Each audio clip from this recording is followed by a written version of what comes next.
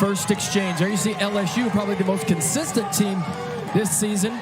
They'll lead off with Dylan Peebles, and they will anchor with the great Terrence Laird. Also keep an eye next to LSU on their left in lane 5 in the yellow as well. North Carolina A&T, number 2 on the college list this season. It'll be Jordan Booker who will lead off for the Houston Cougars, but Terrence Laird, the anchor for LSU, he's going to be everywhere today. The 100, the 200, and the 4x1.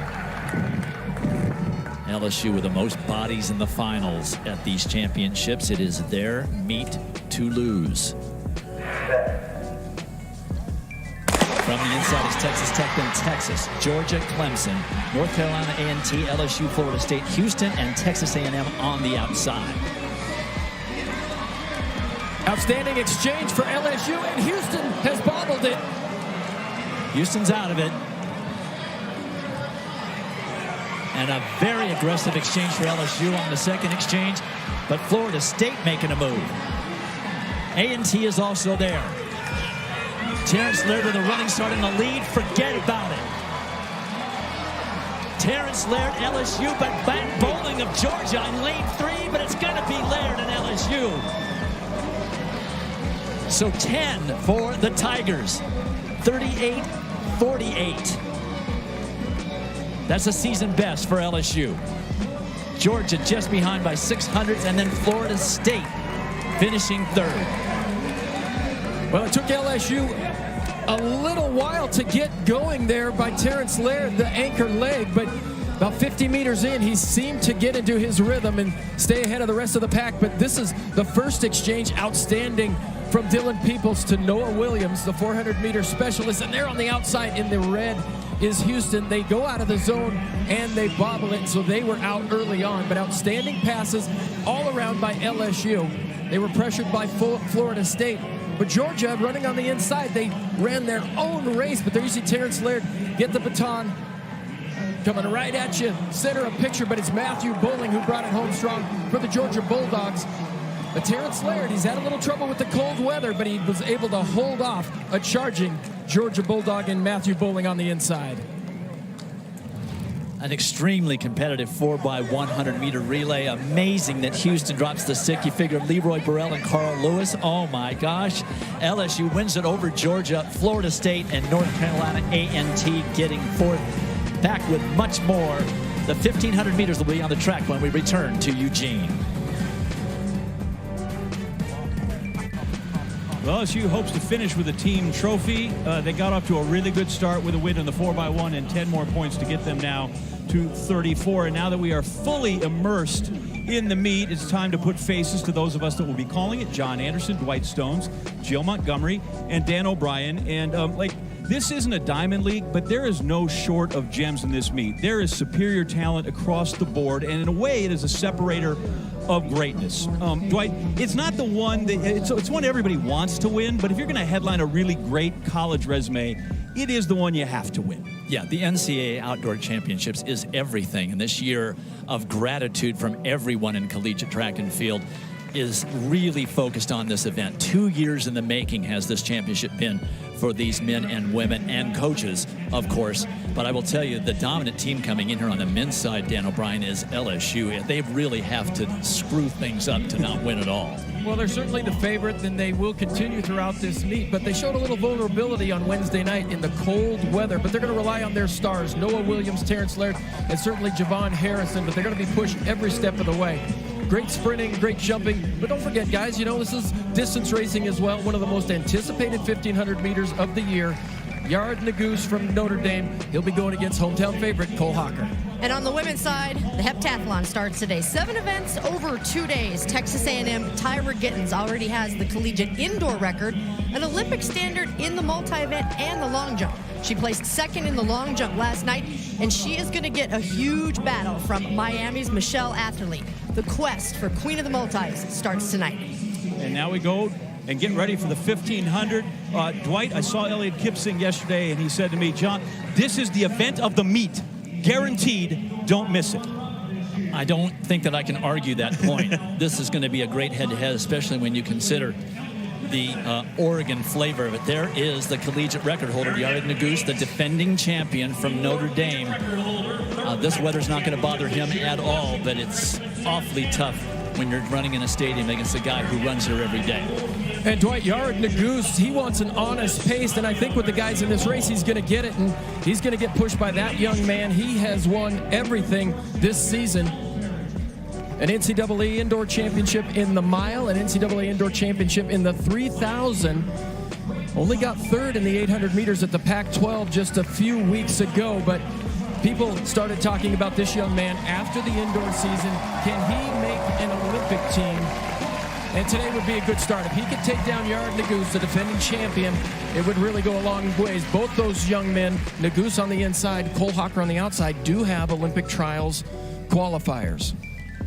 And in the team battle, Oregon needs to have Cole Hocker win this in order to close the gap and start to make up some of the points with LSU. All right, they are off. 12 finalists, cut down from 24 from Wednesday's semifinals. And you just never know when a race like this at the championship level is going to devolve into a tactical affair. So far, the turnover looks very, very good. But Eliud Kipsang already pointing to the fact that he didn't want the lead, points to Nuguse, says, why don't you just take over right here? You never know what kind of a race this young man is going to run. We've seen him run insane pace in qualifying rounds at the SEC meet 4 weeks ago.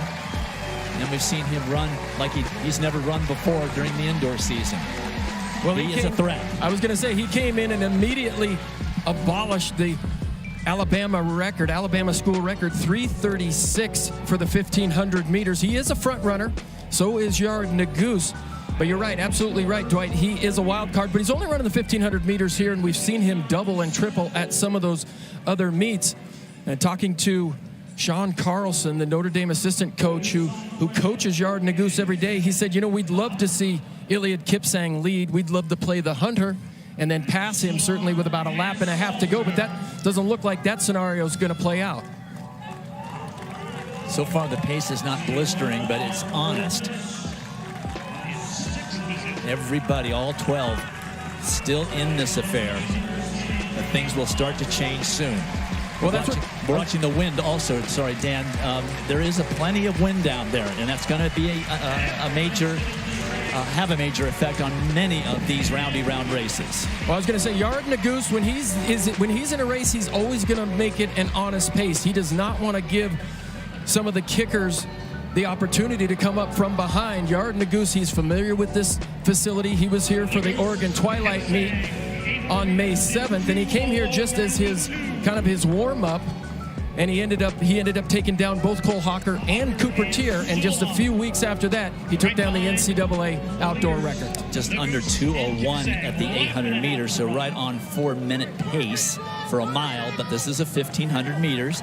But certainly everybody in this final is able to handle it. Kipsang continuing running on the outside of lane 1, maybe even bothering Nuguse a little bit, rubbing up against him from time to time. Now we see Walid Suleiman of Ole Miss, finally a senior at Oxford.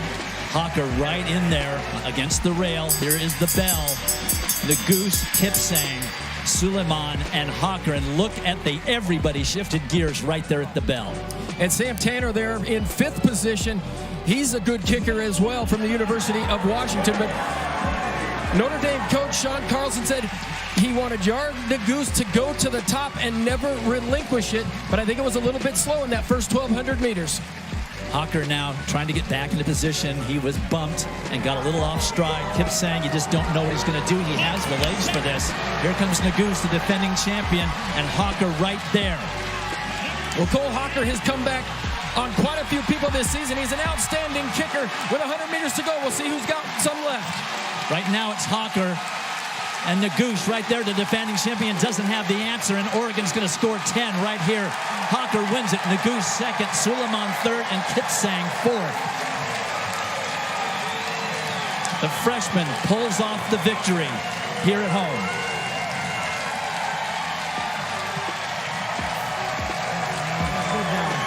And look at that time, 3:35.35, and that's an outstanding time for these windy conditions. And That was exactly the kind of race that Cole Hocker wanted to run. You know, even if they were to line up and run 100 meters, I would probably say that Cole Hocker would win that outright. But after 3,400 meters, it just was a gut check to see who had something left. But there you see Iliad Kipsang. He's trying to move to the outside a little bit. Cole Hocker's stuck on the inside. He had to slow his momentum down a little bit, and that can sometimes throw some guys off. But just absolute perfect positioning for Cole Hocker. And he just wears his emotions on his sleeve, and you can tell how tired he is. The head goes back, and he's just a freshman already becoming a legend in these parts, getting to be known as such a fantastic kicker. Did run a 54-second lap at the end of a 5K at the Pac-12 championships, but big victory for him. The number 5 time in collegiate history, the number 2 time in meet history. Only Sidney Marie has run faster at these championships. Cole Hocker, the freshman, scoring 10 for his Oregon Ducks. Yared Nuguse, the defending champion, has to take the runner-up spot, and Waleed Suleiman getting 3rd, and John Anderson is downstairs with the new champion. I am with Cole Hocker in the 2nd fastest time ever in this meet. Cole Hocker, listen, if the Open 400 is as good as the 400 we saw here, it's going to be a terrific race. Tell me what you were thinking as you hit the last lap. Going into the last lap, I was feeling good, and I was just hoping to remain in contention. I knew if I was within striking distance, then I was going to have a legitimate shot, and I was feeling good enough heading into 400 together. I was really confident. What happened here coming out of turn 2 when you almost took a flyer? Yeah, I don't really know what happened. Yeah, it's all good. I don't think anyone was trying to do anything, but I was just trying to stay on my feet and, I remained locked in right there, and that like little things like that can throw you off, and I just was mentally prepared for anything, and I was able to handle that. And finally, you had raced Nuguse before, and it was here, and you didn't win. How'd that affect the race today? It affected it, yeah. That's the first, I think that's the only race I lost this season, and I mean, mentally, when you know someone's beat you, you try not to think about it, but it is in your head, and I just knew that that day was not my best day, and that if I had my best day, then I would be able to run with anyone. Better that one than this one. Congratulations. Right. We'll see you again in the 5K. Cole Hocker, national champ. Lifetime best for the young man, as well as the 2nd fastest run in this meet. When we return, it'll be the steeplechase on the track here at the NCAA championships. We are back at the NCAA Outdoor Track and Field Championships. I want to remind you, it's streaming live on the ESPN app. Field event coverage today, exclusively the high jump, the discus, the triple jump. Don't miss an attempt. Don't miss a throw. It's all there for you, ESPN3 as well, but on the ESPN app. And that means if you are watching the high jump, you can get an eyeful every time of LSU's Javon Harrison. Of the many stars in this meet, I'm not sure anybody burns any brighter than that guy. 5 NCAA titles so far, trying for another, number 6 in the high jump. And if he can repeat his SEC performance, it is going to be a show, as he was pushed to new heights there by Tennessee's Darrell Sullivan. Great the whole day, like the whole competition, I was clean. I felt like my run was, like my approach was a little shaky in the beginning, but once I got it together, everything just started flowing, and I just felt like everything came together. What we had been working on in practice, what we had been doing, everything just came together, and it showed that all the hard work paid off at SECs.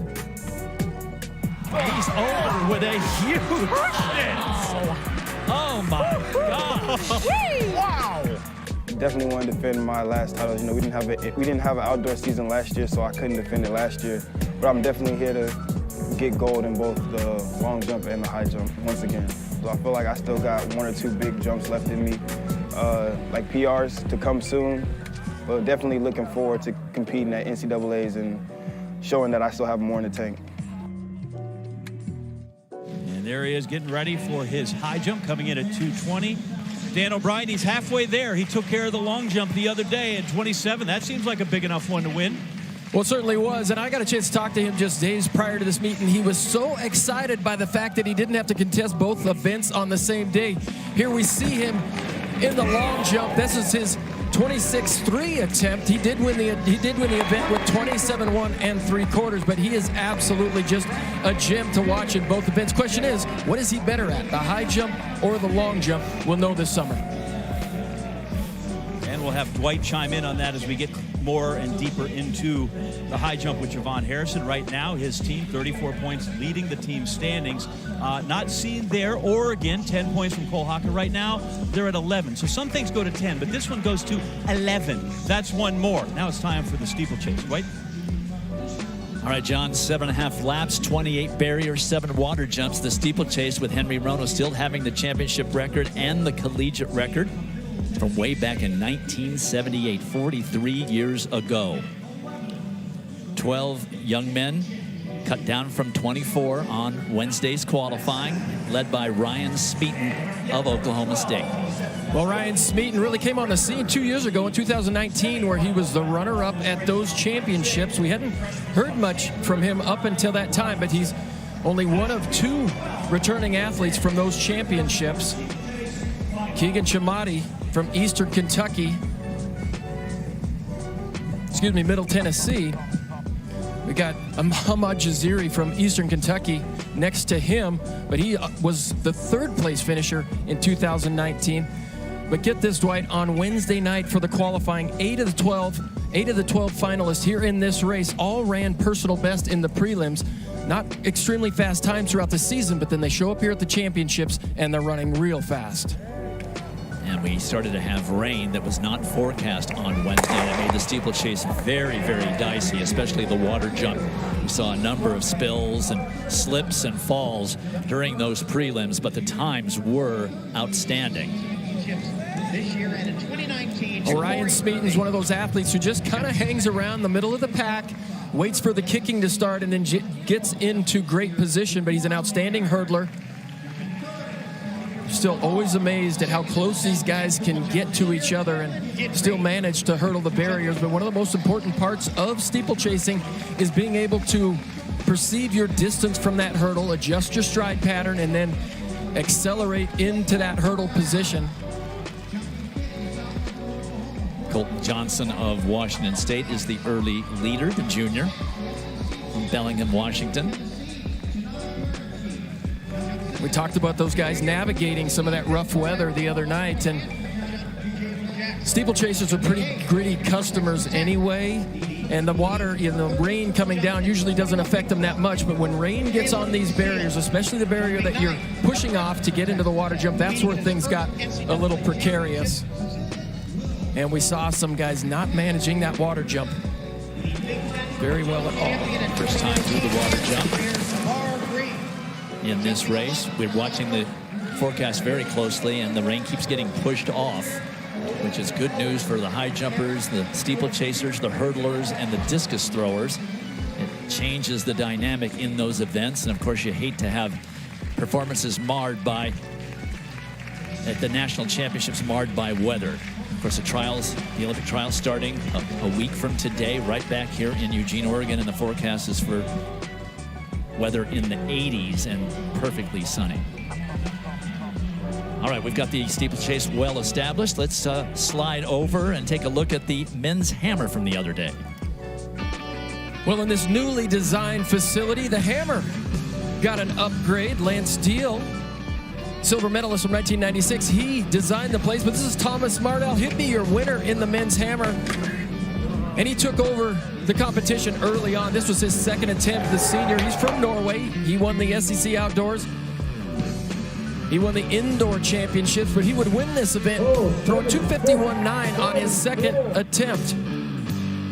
A lot of guys saw personal best, though, in this competition. This would be your 3rd place finisher, Kostas Zaltos from Greece. Ooh, on his 2nd attempt, he had a big yell. And he throw that bad boy out there, 233.7 for a personal best for him. Runner-up at the NCAA championships, bronze medal at the NCAA championships, and the winner of the Big Ten title. This would be your 2nd place finisher today, Gleb Dudarev from Belarus. He was your Big 12 champion earlier this season. And on his 5th attempt, he would launch the hammer out there to 244 feet and 6 inches. But Mardell continues to dominate this event, both indoors and out, and gives 10 points to the Florida Gators.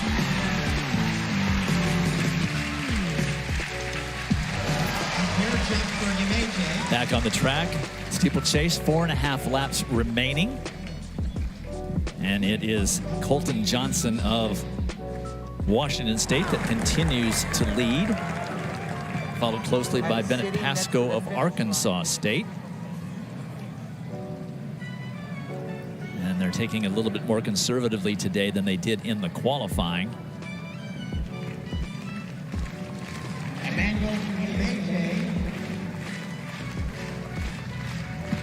There's Smeaton. A lot of moving out into the outer lane in order to get a clear path to these barriers. So very important in the steeplechase, not only a 3,000-meter race, which can be taxing enough, of course, but now you've got to navigate these 36-inch barriers and the water jump as well. And, you know, Dwight, in the steeplechase, I think these guys kind of get the reputation of guys who aren't fast enough. You know, they're not conditioned enough to run the 5,000 meters. They're not fast enough in the 1,500, and so they kind of get shuffled into the steeplechase. But this has become a very specialized event in itself. You know, as a multi-event athlete, people say, you know, well, you do the multis because you're not good at anything. But now guys are really good at the steeplechase. They're getting identified at a younger age.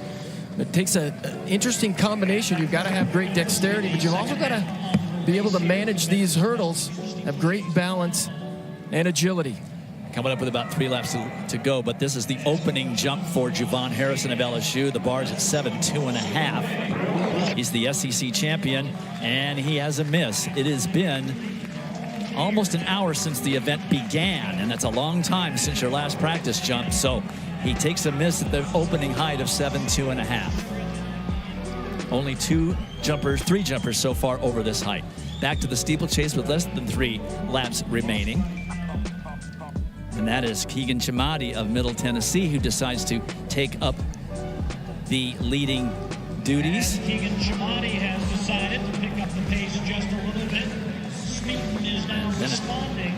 Pascoe is still there. Smeaton's still there. Into second. But it does take some effort to push that breeze aside and lead. And you can see Johnson really dropping back from first, now back into around 7th place. Well, I was going to say that these guys aren't affected that much by the rain and the cold weather, but the wind certainly, Dwight, like you said it, in all of these are going to make a big difference. There's Bastian up there. Bastian took a tumble in the qualifying, but he was able to get up and finish strong. Coming up now with 2 laps remaining, and it's Chamati, and right next to him is Alec Baston, the junior from Minnesota. Big Ten steeplechase champion. Smeaton continuing to stick around, stay out of trouble, tucked in 4th position.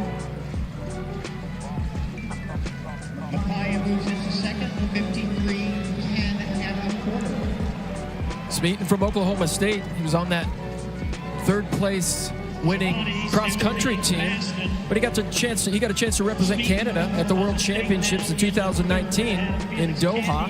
We got a chance to see him also at the Pan Am Games, where he finished 6th. Felix Candy of Liberty was also up there for a spell, but now he's dropped back to about 6th. So now these athletes getting in position to make their final push. 500 meters remaining. A lot of chopping by Chamati going up to these barriers. He's not really managing his stride pattern very well in front of these barriers.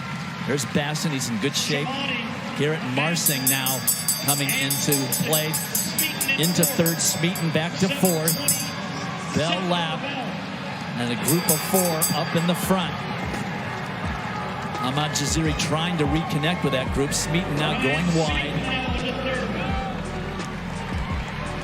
Well, I watch Smeaton when he goes over the hurdles. He looks directly down at it. Wants to keep an eye on it. Marsing had a good finish in the qualifying round. A water jump and a barrier between these athletes and the finish line. Chamati continuing to lead as he has for about the last 2.5 laps. Baston of Minnesota right there, but now some separation occurs. 1 barrier remaining. It's Chamati with Smeaton now mounting a challenge. Baston doesn't seem to have the answer. Then Smeaton goes down. It's that last barrier. Chamati now looks like he has it in hand. The senior from Middle Tennessee. And Coach Abco Abkoi, Kenya, wins it for the Blue Raiders of Middle Tennessee State. Baston of Minnesota finishing second. And unfortunately, we've seen this so many times. A guy trying to make a move, misjudges his stride pattern, catches a spike, catches a toe, and goes down hard on that barrier. Well, in 2019, he got third, and this year, clean to the finish. He was able to put a little bit of separation from himself and the rest of the pack. Going over the last water jump, he forced Smeaton to move to the outside and really try to accelerate in that 100 meters down the home straight, but Smeaton just too close to that final barrier. Here's the final water jump. Look at the good push off. Outstanding jump, just barely a foot in the water, and he was able to take his second step and continue to run. Here's Smeaton. Oh, just too close. Those barriers do not give an inch. Smeaton was able to get up and finish for that third position, but so unforgiving. But congratulations to that young man on another personal best here at these championships. Great recovery by Ryan Smeaton to get third place, but there's your champion, Keegan Shamani, followed by Alec Baston and Ryan Smeaton. We're back with much more from Eugene, Oregon.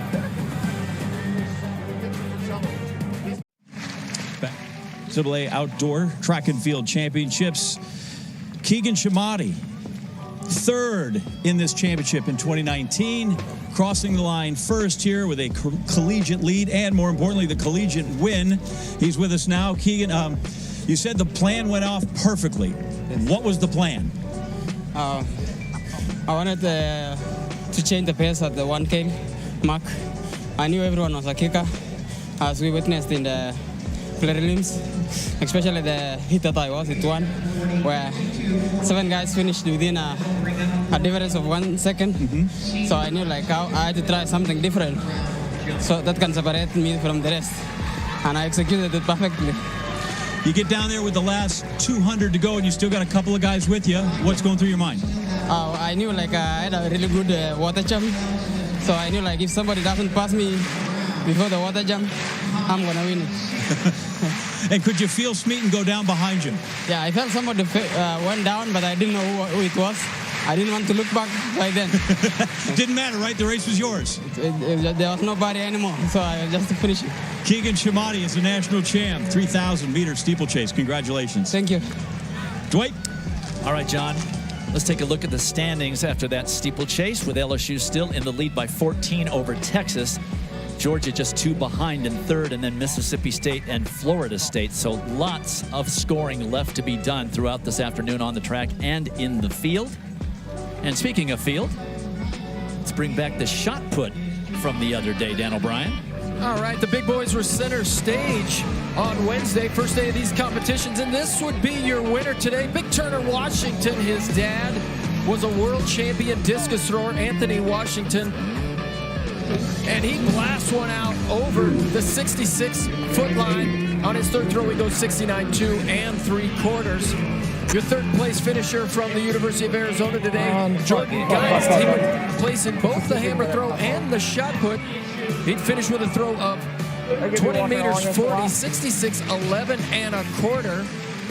And this is last year's champion, Big Trip Pippery, on his fifth throw. He would blast one out. He brings a lot of great entertainment energy to the event.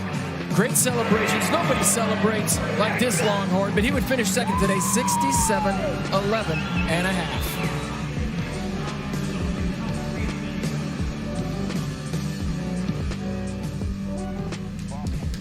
And as we were reviewing that shot put from the other day, Javon Harrison of LSU, after a first miss at 7.2.5, something we have not seen all season. He has not had a miss all season, indoors and out.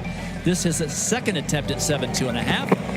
Moved his step up a bit and an easy clearance, but the whole point of starting high is to not have misses, and he does have that miss on his card. We'll have to see how that ends up affecting the final competition a little bit later, as we now get ready for the final in the men's 110 hurdles. Grant Holloway setting that collegiate record at these championships 2 years ago in Austin, and then winning the world championship title later that season. And we are looking closely at the junior from LSU, and boy, the team hopes of these Tigers resting on his shoulders, along with many of his teammates, Damian Thomas from LSU as well as Jamaica. Well, we saw him run fast early in the outdoor season, not so fast late. He had some back issues that he was dealing with, so he just was really able to manage through the regional qualifying, but he looked fantastic in the semis the other day, just very much in control like we've seen him run all season long. 2 lanes over from him, it's the Big Ten champion, Justin McConaughey. Had a chance to speak to Joey Woody this morning, or Jalen McConaughey, excuse me. Got a chance to speak to Joey Woody, his coach, this morning, and he said this guy has had so much belief in himself when even other people didn't, but he's just gained so much confidence over the last month. He's running faster and faster times. He looked good in the semifinals as well. And no slouch of a hurdler in between them from Arkansas, the freshman Philip Lemonius also could be a factor in this race, but it's Damian Thomas, the collegiate leader. He has the number 5 time in the world in 2021. So has he timed his best performance at the right time? We will see soon. There are the lane assignments with Thomas in 6th, Lemonius in 5, and McConaughey in 4. Don't forget, down in lane 2, Robert Dunning of Alabama. He's beaten everybody in this field throughout this season. Some real stunning runs by him this year, but he did not look great in those semis. Looked like he had a hard time getting going, and I don't know if it's because of the rain and the wet weather, but he just didn't get it going. We'll see if he can master these today. He was a time qualifier on Wednesday. Terrible start and really had a tough run. But he did beat Damian Thomas for the SEC title a month ago at Texas A&M.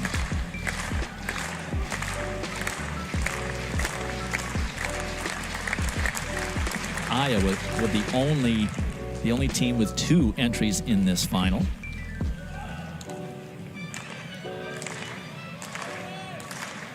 Damian Thomas, a cool customer. Chaos can be going on around him, and he keeps his cool. He will be vying to make that Jamaican team to the Tokyo Olympics a little bit later this summer.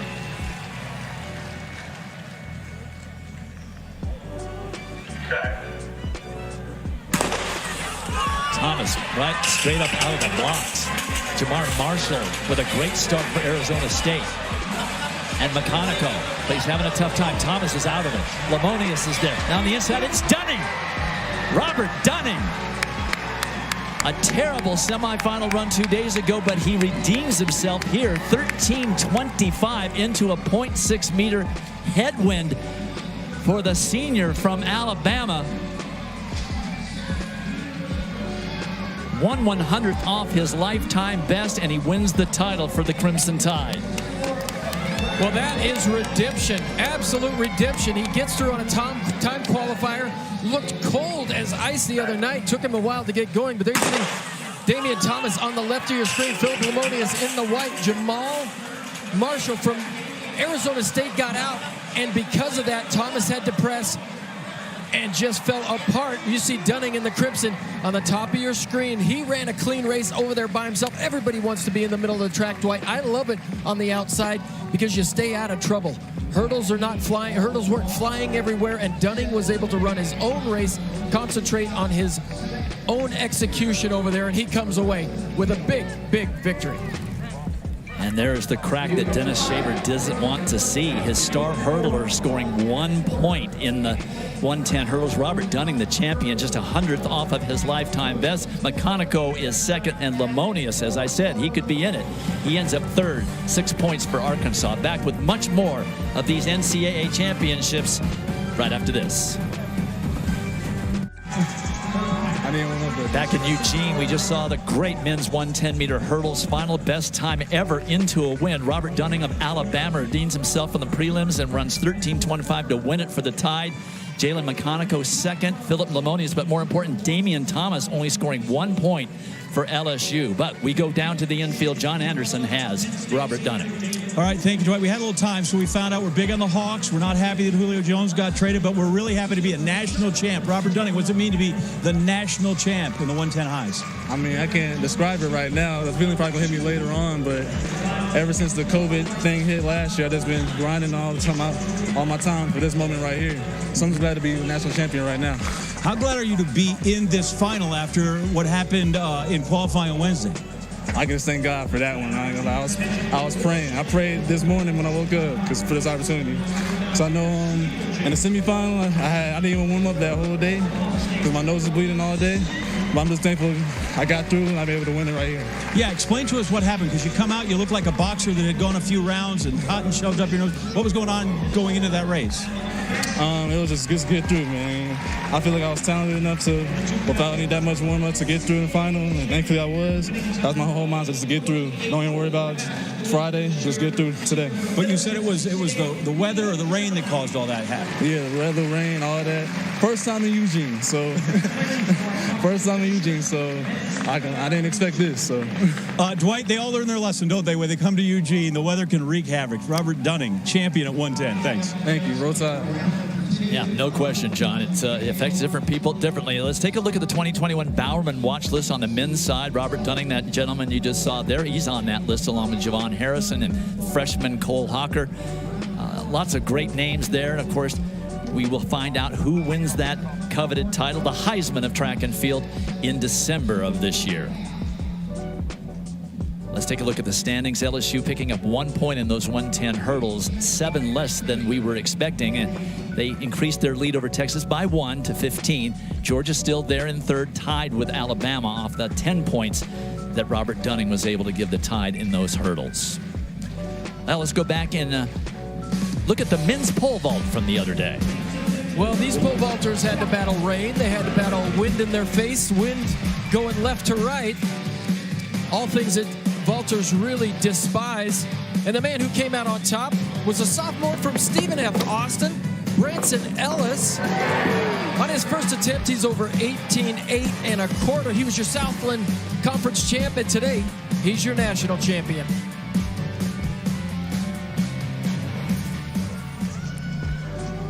Next event on the track, the 100-meter dash. Christian Coleman, the world champion, holds both the championship record and the collegiate record.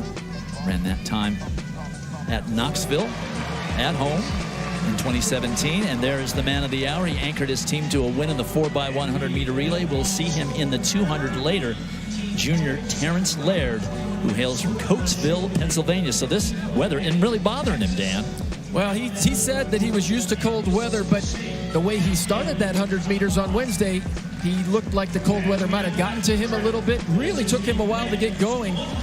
And Sean Maswagani from Houston took advantage of that and ran a spectacular 100 meters. And we get a chance to look at him. I saw him at breakfast this morning, and I said, didn't look like the cold weather got to you much. And he looked at me and said, no, it's the national championships. He's ready to go. And that's why we see Terrence Laird out in lane 8, because he did not have a great time in that preliminary. But you know what? They all start and stop with the same distance in between. There is how they will line up. Devontae Burnett of USC also in this in lane 7. Mekhi Williams of Oregon. So athletes from each of the teams that really are alone in the race for the title. LSU and Oregon each have an athlete in this 100-meter final. Well, and the crowd went crazy there, because there you see the young man in the Oregon uniform with the 5 on his hip. That's Mekhi Williams. He was second at the Pac-12 championships, but he's your 60-meter indoor champion, and he easily won his semifinal heat the other day, putting to rest any idea that he might just be a 60-meter specialist. This guy can roll over 100 meters. The fastest kid that Oregon has ever produced. And let's not forget, on the inside, the fabulous freshman Matthew Bowling. He was all high school, did not get to compete outdoors last year due to COVID, and he has had outstanding marks, and he is always a threat. He had Georgia in the lead in that 4x100-meter relay on the anchor, and Terrence Laird was able to catch him. Let's see what he can do here in the 100. We will also see him later for the Bulldogs in the 200. Absolutely loaded here, though, Dwight. Fanbula on the outside, Joseph Amoa from Coppin State, and don't forget about the nation's fastest runner this year, Jovan Martin from Florida State.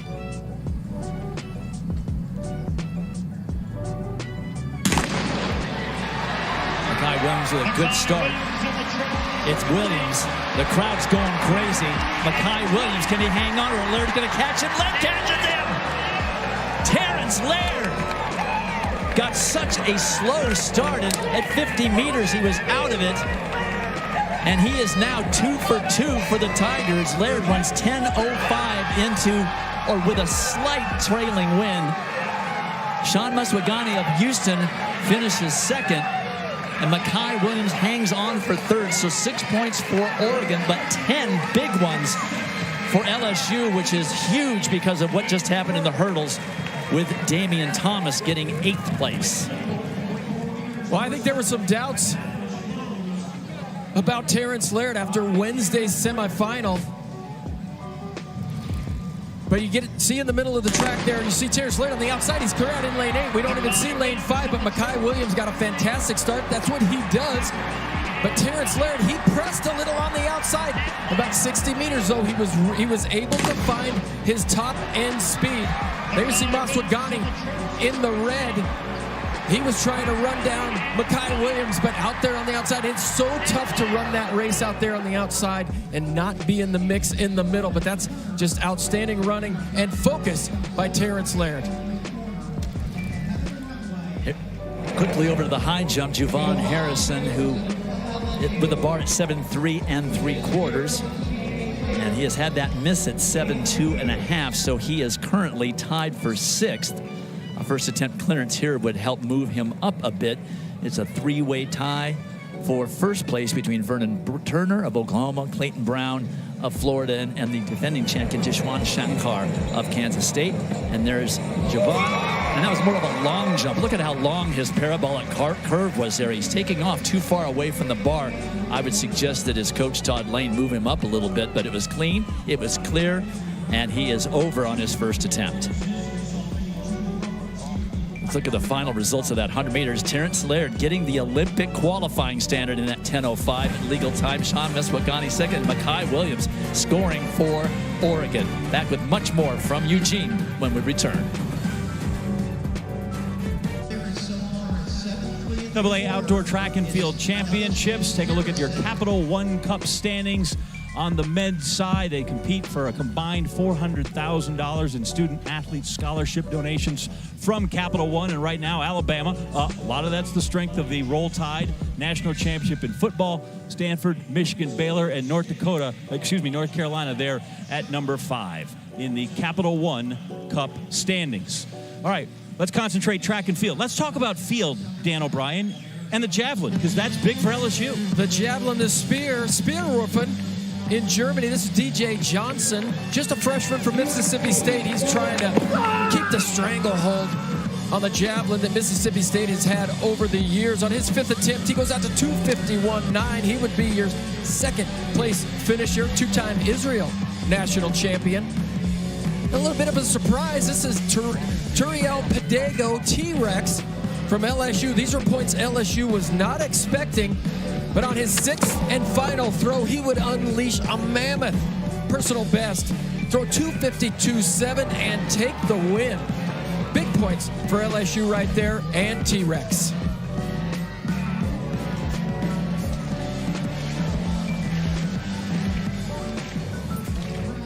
So 10 points. Well, the full 10 unexpected for LSU, but that's part of that total that is 45. Last time this meet was here, 2019 Texas Tech won with 60. So Dennis Shaver's Tigers well on their way to a national championship here in Eugene, Oregon. Get ready now for the men's 400-meter dash, 1 lap around. As always, a strong field, NCAA champ, and the championship record right here. Michael Norman, on a cool, rainy day, and he came through at a remarkable time. There you take a look at Randolph Ross. I saw him in the elevator this morning and immediately called him Ronald. So a bit of a false start by me, because really everybody needs to know Randolph and his dad Dwayne and NCAA. Like going home, like going downstairs, in the basement, you see his uniforms, USA uniforms, the Clemson pictures, the interviews and everything. Seeing how far he got in track and field, and it kind of inspires you to want to do it yourself. He said to me, I think it's important that, we keep our family legacy going. And ceiling is extremely high for him. I mean, he has set the goal himself. He comes to me and he talks about his goals. But one thing I try to instill in him is that, hey, you make your goals, man. I'm here to support and help you reach those. We ran 3 flat in our opener, and then ever since then we've been working together, training, and going for the NCAA record. As a whole, we rely on everybody. Everybody got to do their part. The record is 2:59 flat, and it's not gonna come easy unless everybody runs well. I mean, what can I say? I'm incredibly proud of him. Proud of his son, Randolph Ross, and proud of all the guys in that NCAA program. The 400 usually the domain of the SEC, but NCAA, Dwight, Dan, these guys are legit fast. Well, they certainly are, and right next to Randolph Ross, just one lane behind him, that's Trevor Stewart. He is having one heck of a season as well, runs the anchor leg for that great 4x4 team. But Dwayne Ross, coach of North Carolina A&T, believes that his son and Trevor here can sweep this 1-2. They can go 1-2, but they've got to keep an eye out for the LSU youngster on the outside who qualified like Terrence Laird. Dwight qualified a little bit slower, so he's out in lane 8. But this has been your national leader all year long, Noah Williams, ranked number 2 in the world this season. And Dan, this race has huge team implications. If Noah Williams can win this, it's going to make it very, very tough for Oregon to mount an assault. They would have to win pretty much everything that they have left. And there are your lane assignments with the 2 North Carolina A&T runners in the middle of the track. Dwight St. Hilaire of Kentucky, who is unpredictable in the way he's run this year. He looked really good in the prelims the other day on the relay, but not so great in the flat 400.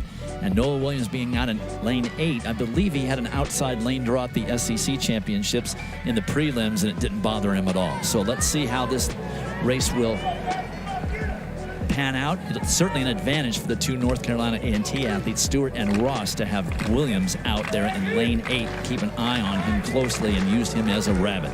Well, the 3 guys in lanes 6, 7, and 8, they like to push early on in this race. Noah Williams really loves to get out hard. Randolph Ross, he goes out, and so does Tyler Johnson. But Trevor Stewart, he likes to wait and move at about the 200-meter mark.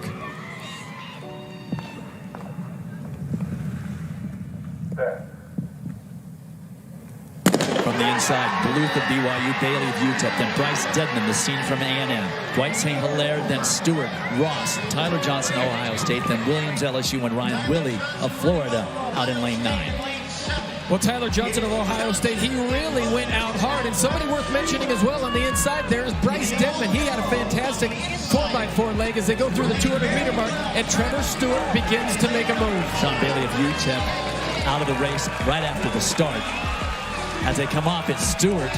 Trevor Stewart leading off the block with Randolph Ross right there looking 1-2, but here comes Noah Williams. He always closes late, but he's not going to catch Randolph Ross. Ross is going to win it. And then it's going to be Bryce Dedman for second, and Noah Williams ends up scoring 6th for LSU, finishing 3rd.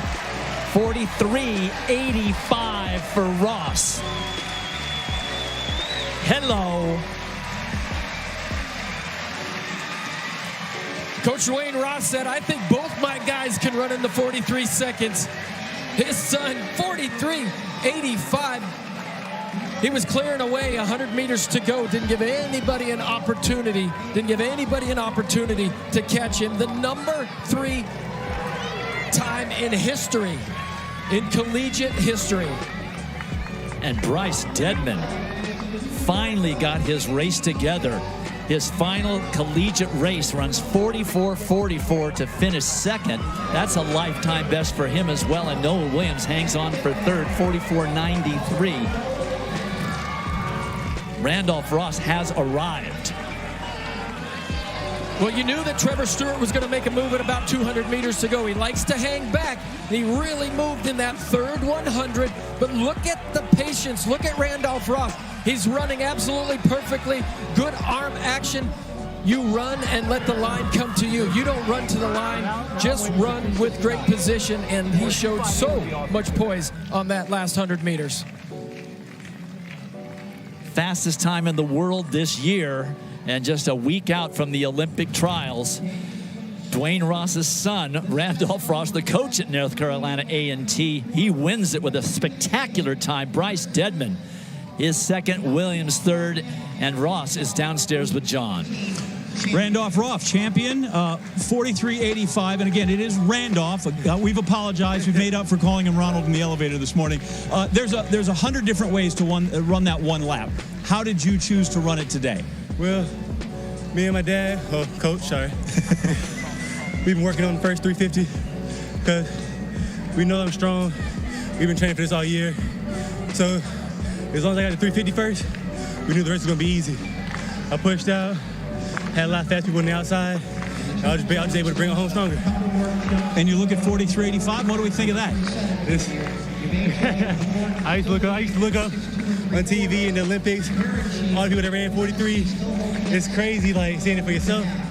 But it's a blessing. 43.85 is great, and you tell me maybe we can see 258 something coming in the 4x4. That's what we're aiming for. Go cool down, go get warmed up. Thanks, brother. Thank you. Dwight? Second fastest in meet history. Only Michael Norman's race 3 years ago here is faster. Wow. When we come back, it's the men's 800 meters. Don't go anywhere.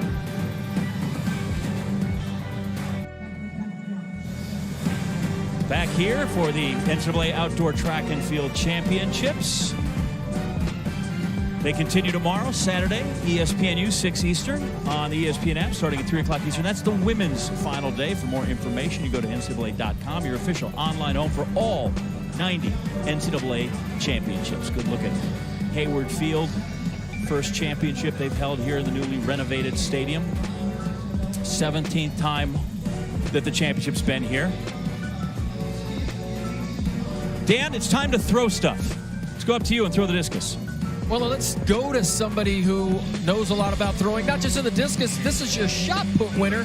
He takes his skills over to the discus. Turner Washington, just a sophomore at Arizona State.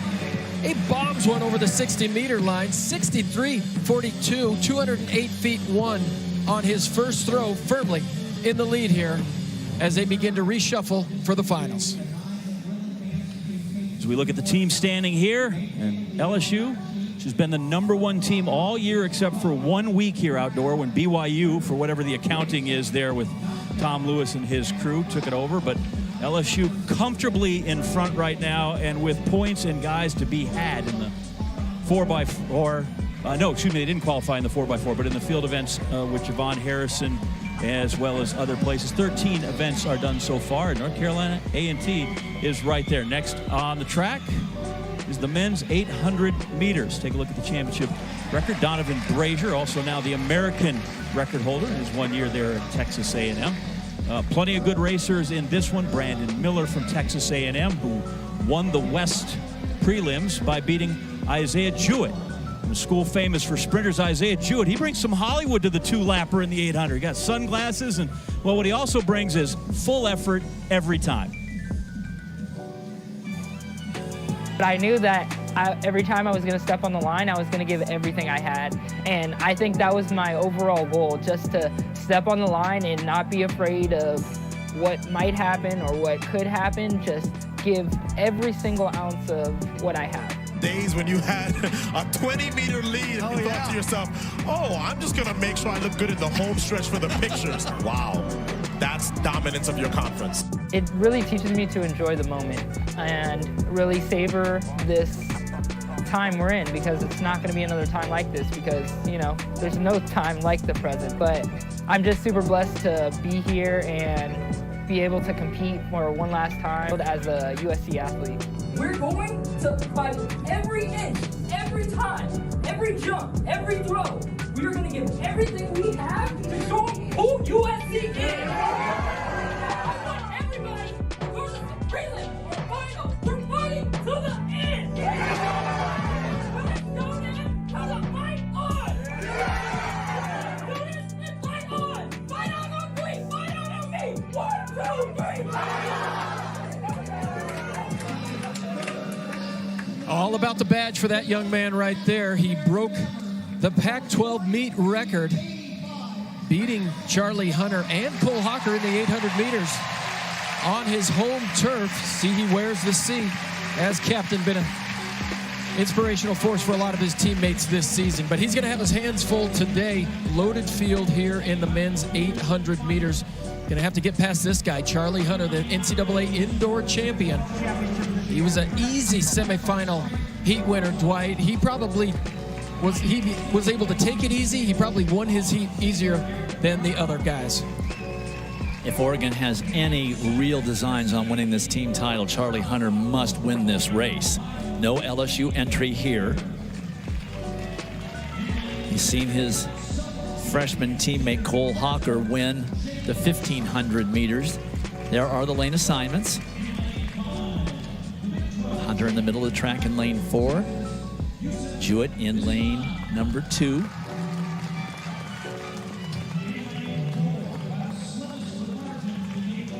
Jewett with the collegiate leader off that Pac-12 victory just a month ago. Hunter, of course, will have the crowd, which is substantial, all things considered. Isaiah Jewett did run a leg on that 4x4. So Charlie Hunter, I think, would be a little bit fresher than he is, but gotta keep an eye on Festus Legat there from Iowa State. Yusuf Bizamana from Texas in the race here as well. 2 competitors from Texas. Creighton Carroza, I got a chance to speak to him and his dad the other night. But Isaiah Jewett, he's a front runner. A couple of front runners in this group, though. Brandon Miller of Texas A&M and Jewett both like to be out front.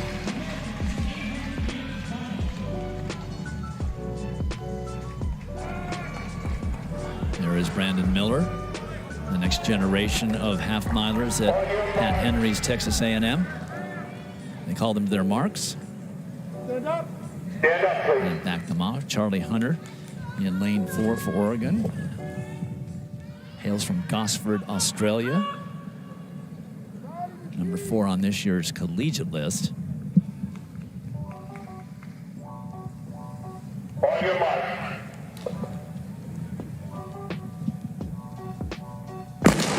Stay in their lanes through this first turn, then break for the pole on the backstretch. Miller on the inside, then Jewett, Festus Legat, Charlie Hunter, Bizamana, Streich, McClear, Brown, and Carroza are the 9 finalists. 8 score. And Brandon Miller, as expected, goes to the front. And Isaiah Jewett right there behind him. Charlie Hunter mid-pack. And we've seen him run well from anywhere in the pack, including during indoor season. Well, and keep your eye on the young man in the red uniform in 5th position. That's your NCAA 800-meter indoor runner-up, Finley McClear. He was absolutely devastated when it was announced that Charlie Hunter was the indoor champion. It was so tight. 50.93 shared by Jewett and Miller. Jewett now takes the lead in earnest, and they've developed quite the gap here. McClear is probably 8 to 9 meters back of the top 2. And Charlie Hunter well back off the pace. He's going to have to mount some kind of a kick in order to get reconnected.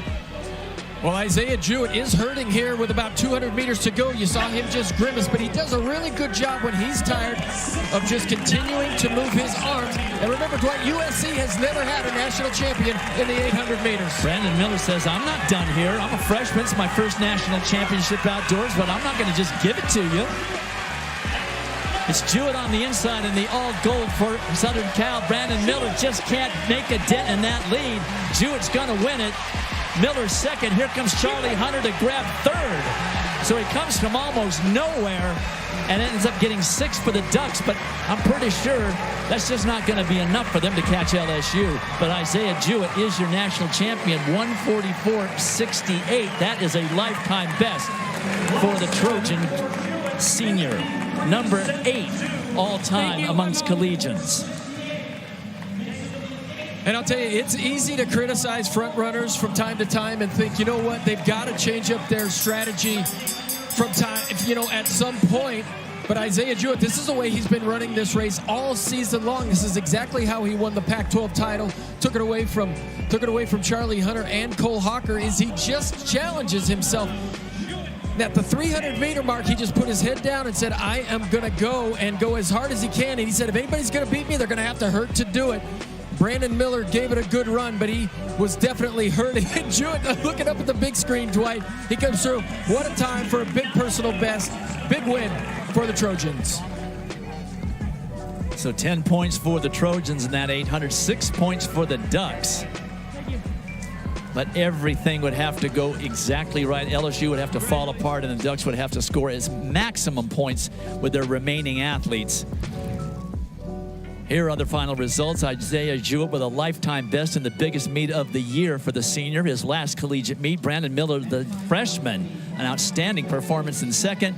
Charlie Hunter finishing third for the Ducks.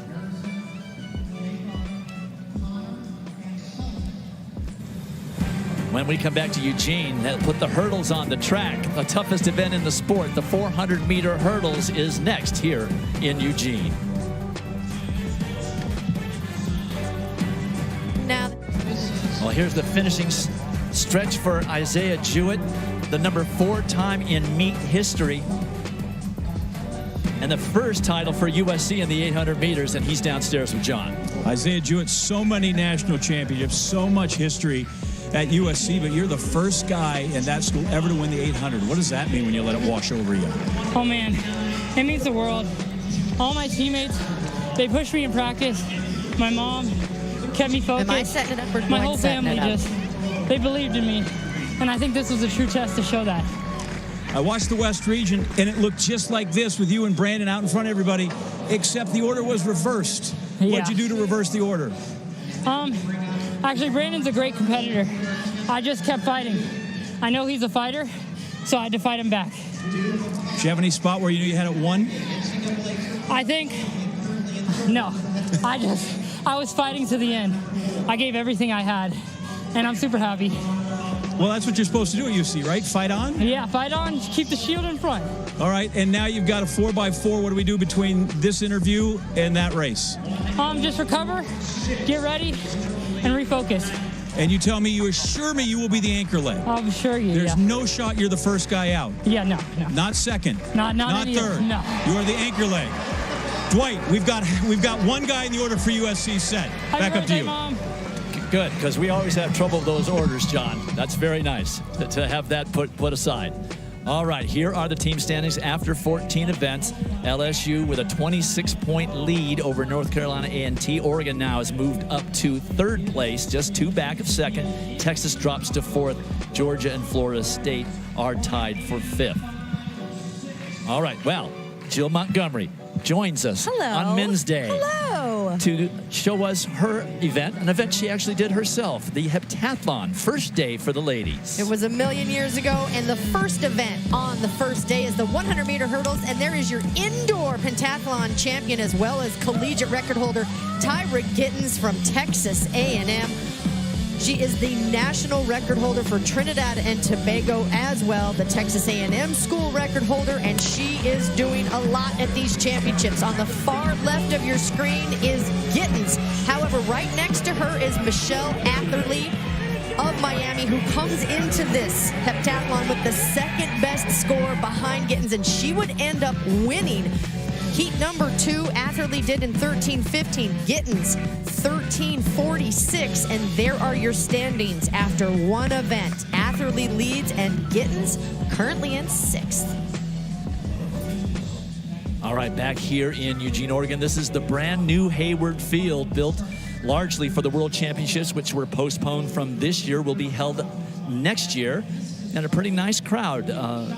Considering our situation, and the wind and the weather is holding off for the men's finals, which is nice. Moments ago, Javon Harrison, the long jump winner from yesterday, here in the high jump today, he missed it first attempt at his opening height, cleared 7 3¾ on his first attempt to take the lead, missed once at 7.5. This is his second attempt at 7.5. Lots of daylight to spare. He's still, Dan O'Brien, too far out from the bar, in my opinion. He's still almost hitting it on the way down. And he appears to be just jumping out of pure power. You know, when he wants to jump higher, he just puts that foot down. Like to see him just really use his turn just a little bit more. And certainly nobody know better than Nobody knows better than that than you, Dwight. It's just been great to see him, though he's so athletic, he could do that, you know? This is a young man who could make the Olympic team here in the week or two on both the long jump and the high jump. Quite a feat as we now get ready for the men's 400-meter hurdles. Bry Benjamin setting that collegiate and championship record right after the rain in 2018 and just after Michael Norman set the collegiate record in the 400. Perfect conditions they had for those records. And we will be looking at Modetel Mpoke of Texas A&M, the junior from Kenya. He will start in lane 6. A soft-spoken young man. He just likes to hang back. Wait till he gets about the 150 to go mark. He always seems to have something left in the tank, and he's always strong on those last 2 hurdles, 9 and 10. Negotiates them very well, uses the momentum, puts separation between him and his teammates. He'll have to keep an eye on a gentleman just to his inside, Charles Brockman III from Texas. He had a great semifinal run. Talked to Edric Floriel, and he said he'd like to see Charles attack at the beginning of this race.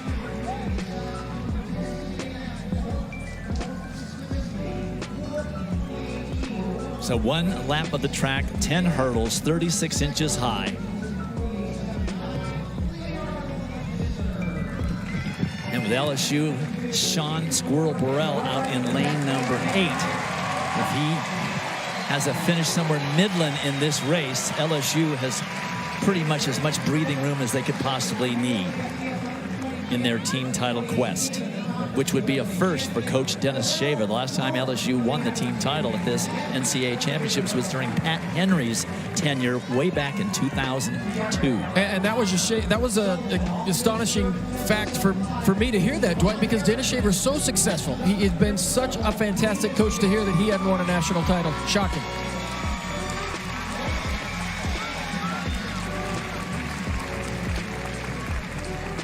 Forecast shows that rain has been pushed off until around the 9 o'clock hour here locally.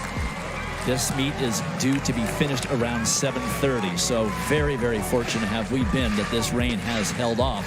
The Wednesday rain was not forecast. Definitely had an effect on some of these athletes, but it is the best news possible that for the first championship final in 2 years, these guys are going to have a chance at good weather.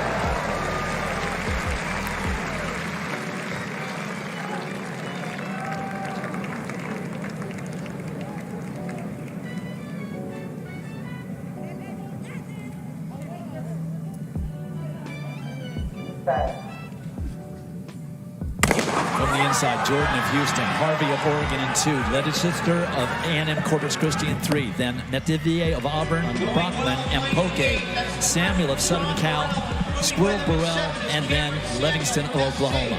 Well, Brockman is out to a quick start, but so is Cameron Samuel. Squirrel Burrell going well out in lane 8.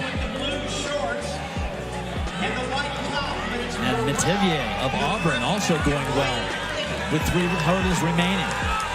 Leonardo Legister from Texas A&M Corpus Christi on the inside. He went out extremely hard. Look at Squirrel go, though. Squirrel Burrell, the freshman from LSU, puts it away for LSU. 10 for the Tigers. 47.84 for the freshman. A full second off his lifetime best in the number 4 performance in collegiate history, corrected to 47.85. And Dennis Shaver's got to be jumping up and down. It is over for the team title here at the 2021 NCAA Track and Field Championships on the men's side. Well, Sean Squirrel Burrell, I don't think he liked getting beat Wednesday in the semifinals, and it's a world under 20 record. But he just exploded out there in lane 8, just clear of everybody with about 100 meters to go. Tough running. We were looking at the inside on Leonardo Legister, who got out to an early lead. We're waiting for Mpoke to make a move.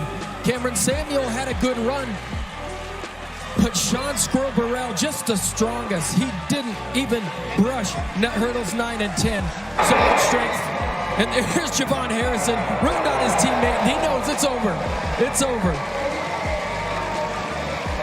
That performance equals the performance at the NCAA of Kevin Young, the current world record holder, the world record that he's had for 29 years. Sean Squirrel Burrell, the freshman, first time ever at this meet, obviously, he's a freshman, brings it home for Dennis Shaver's LSU Tigers. 10 huge points. 48-86, I'm like, she's going to have to get changed.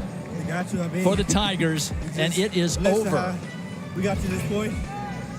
Burrell wins it at 47-85. Levingston of Oklahoma second, and Cameron Samuel a great run in third for USC. And Squirrel is downstairs with John. And we have a squirrel sighting right here. Squirrel, baby. Dwight Stones. Yeah, why all the squirrel? Well, when I was younger, that's just the name it gave me. I looked like one, fast one. I mean, the speed just showed right there in the race. But thank God for everything. Everybody that got home. Zachary, Baton Rouge area. I came to LSU for a reason, be a hometown hero. And that's what we came to do. Z, L, Squirrel, baby. 48-86, your PR coming in, you knock a full second off that. Where did it come from? Everybody kept telling me, use what I know, use my speed. I was really a 4.2 guy and came into the hurdles this year because we already had 2 400 guys. And I was just being third, but we looked at it and was like, had 2 people in the 400, had me in the 400 hurdles, because I had a background of hurdles a little bit in the 110. So I came into it with my speed and a little bit of technique. The time just keep dropping. Your 10 points, you've clinched the title for LSU, their first in 2002. What's that mean to you? It means a lot coming in as a freshman, be able to put points up on the board, not just 10, but be able to come out as a national championship. It was a whole team effort. Since day one, after Labor Day, we came out there fall training. Everybody going in the whole time. Noah, Dorian, all the sprints. Javon coming out, you just seen a double in the high jump, long jump. It's just a team effort. Great team, great performance by you. We'll let you go watch Javon if you want. He's got another one in him. Oh, yeah. Congratulations, Squirrel Burrell, upstairs. All right, John. Javon Harrison, while we weren't looking, past 7.6 and then went to 7.3 and 7.7 and 3/4, cleared it on his first attempt. He's now going to match his lifetime best of 2 meters 36, 7.8 and 3/4. He already has the Olympic standard. He actually led the world for a while a month ago. Here's his 7.7 and 3/4 jump. No touch. We've seen him miss twice in this competition. That's not anything we've seen all year long. So we'll come back and hopefully he'll have another shot at the 7.8 and 3/4. But the 200 meters is the next event on the track. Don't go anywhere.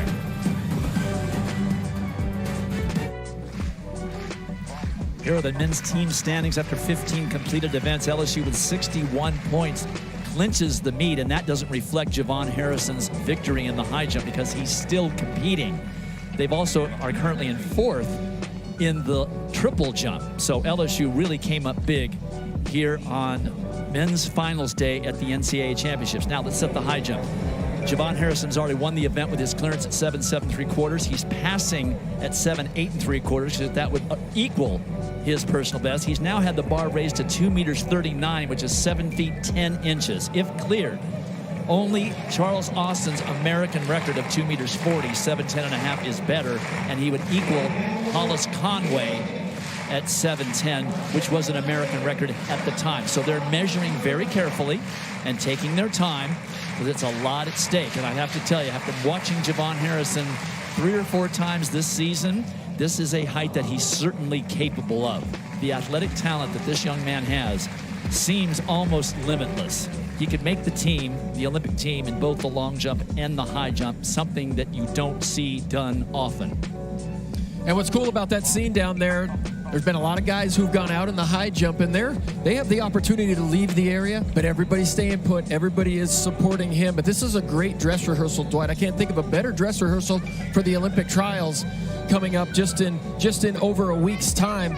He's on the same facility. He's getting a chance to let the crowd see him. And, you know, they can love him today. They'll love him even more a week from now. Good news for him is that the high jump and long jump are on the final 4 days of the trial, so almost 2 weeks until that happens. So while they get their act together, let's go over to the 200 meters. There are running events going on. It isn't field and track. It is track and field. And the championship record and collegiate records are there on your screen for the men's 200-meter final.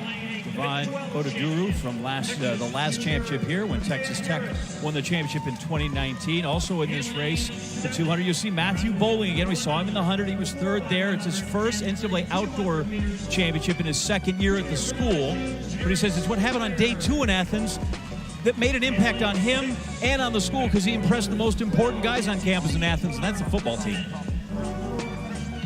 This was on my second day on campus. I was kind of missing home, didn't really know anyone, but Coach Petros had texted me. He's like, you want to do this relay with the football team? Coach Smart asked me about it. I'm like, okay, sounds fun. And so I show up, and I'm on the coaches team, and then the players had their own team, and I wasn't expecting to get the baton super far behind, but I was like, oh gosh, I gotta win now.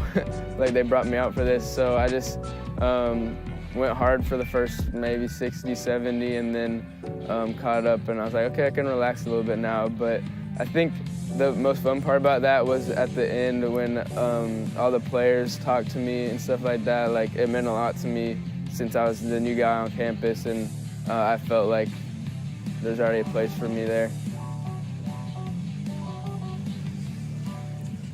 I didn't get welcomed like that when I went to college, you know?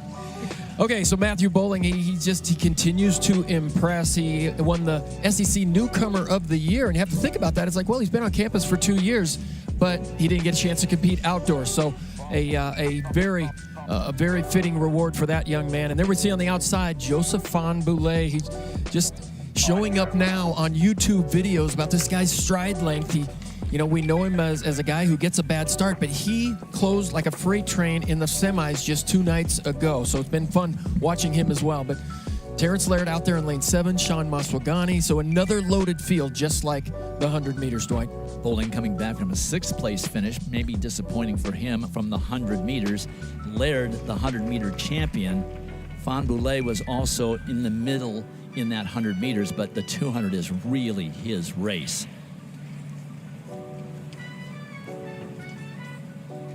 Maswagani is going to want to redeem himself from losing that 100.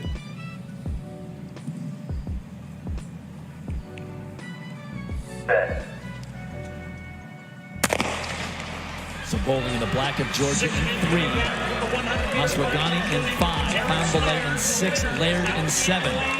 Fahnbulleh's got some work to do. Maswagani comes off first. There's Laird in the gold and blue. Here comes Fahnbulleh. Eating up the track. Can he catch Laird? He does so right at the tape.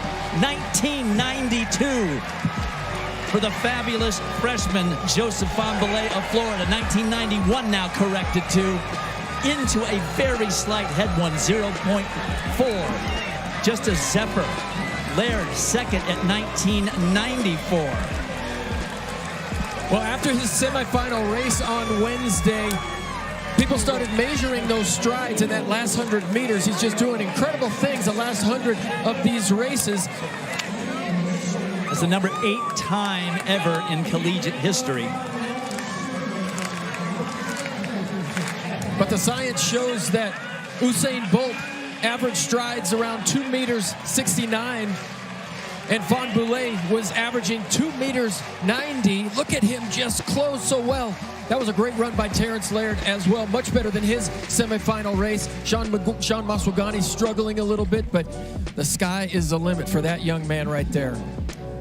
Equal 4th time in meet history for the freshman from Florida who makes Mike Holloway's life very difficult because he just has days where you just wonder, you just shake your head, what is this guy doing? And then he comes back and wins a national championship for you in the 200 meters as a freshman. Terrence Laird's had a heck of a day, anchors the 4x1, wins the 100, and runs a great time in second in the 200. Sean Maswagani getting third. Joseph Fahnbulleh downstairs with John Anderson. Joseph Fahnbulleh right now, he's looking at the finish right there. You must have known you had it, right? It was close? It was close. I did my thing. I won. That's it. You had to come a long way back from this thing again. What do you do when you see that you've kind of spotted guys 5-6 meters? What do? I stuck to my race plan. Me and coach said, your own race, your own space. That's it. That's it. And you tracked them down. That's a full field. You've seen these guys before. What's it mean to finally get by them? Because you've come close, but this time you're the first to cross the line. It feels good, you know. Hard work pays off. Yes, sir. Minnesota nice, man. Very nice. Real quick, show me the expression when I said, hey, Javon Harrison's over there jumping at 7'10". Crazy. Crazy. Crazy. There it is, Dwight Stones. You know that. You're a high. That's crazy, man. Joseph Famboulé, champion for the Gators, chomp chop at 200 meters. I, of all people, know it's crazy. Fourth title for Florida in the 200, first since Dedrick Dukes in 2014. When we come back to Hayward Field, they're going to run around it 12 and a half times. The 5,000 meters is next. Women's heptathlon in the second event, the high jump. One of my favorites. This is Michelle Atherley of Miami. Was in first place going into this second event. This is her first attempt at 5'8" 3/4. She was the ACC outdoor champion in the multi. She does have a personal best of 5'11", but 5'8" 3/4 is what she cleared today. Tyra Gittens, Texas A&M. She has a personal best of 6'4" 3/4 that she did at the SEC meet just a few weeks ago. This was her first attempt at 6 feet a half inch. Huge clearance, and that was good for 1,029 points. The bar went up 6'1" and a half. You only get 3 in the high jump, and this was her third. Just a narrow miss, had a lot of clearance, just some technical work, and she'll get that cleared up. So Gittens has a little talk with her coach, Terry Turner Hairston, and after 2 events, Gittens moves into the lead, and Atherley is second. Shot put, third event of the first day, and this is Ida Eiking, the junior of Washington. You get 3 throws total in the multi-shot, and this was her second one. Great job. Huge throw, 47 feet, 10 3/4 inches. That was good for 834 points. Tyra Gittens in the ring next. Shot, not a huge point getter. However, if you can get a little bit consistent in this event, it definitely will help your score. This was Gittens' third attempt. Really nice across the ring. Nice release, kept that ball back, 43 feet, 8 inches.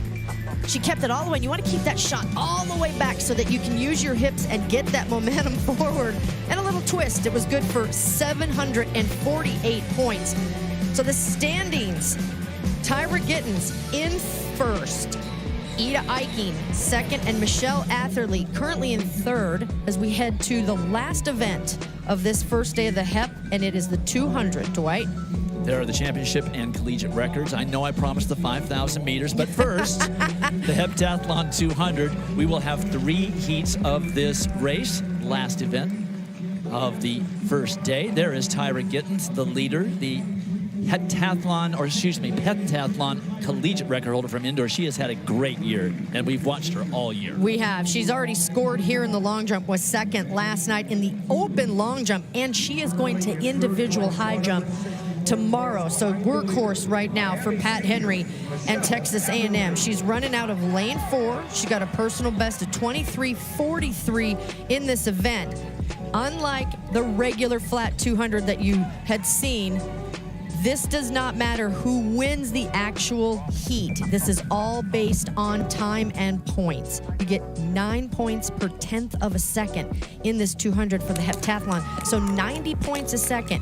Everybody's on a score basis right now, depending on how they hurdled, how they threw the shot, and how they high jumped. So winner of this heat doesn't necessarily mean too much. Gittens has an Olympic qualifying standard in the heptathlon and the long jump, and is 1 centimeter under it in the high jump. She's jumped 6'4" 3/4 in the high jump. Trinidad and Tobago, she is a star for that small country. Atherley in 2, Gittens in 4, and Gittens out very nicely, running a great curve already. She stayed down really nice in that first 10 meters and ate up that curve.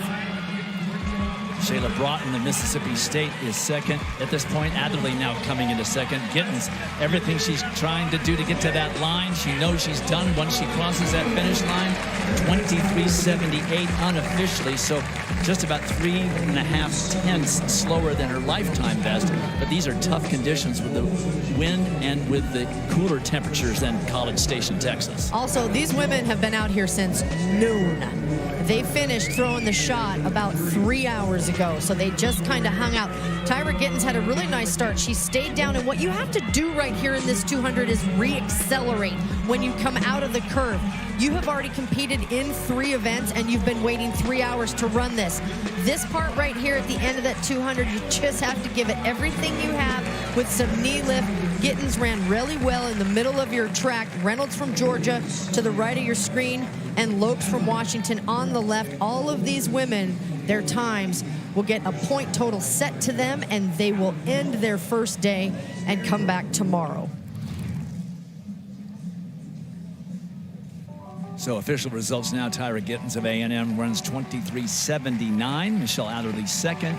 Ali Jones of Stanford getting third. Asia Reynolds of Georgia, multi-U, ends up fourth with 24:40.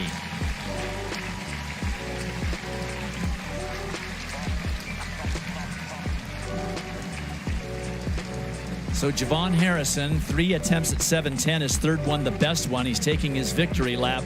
20 points he scored for the Tigers by winning the long jump last night and the high jump today. 7.7 is reported his winning height. He beats the field by 4 inches.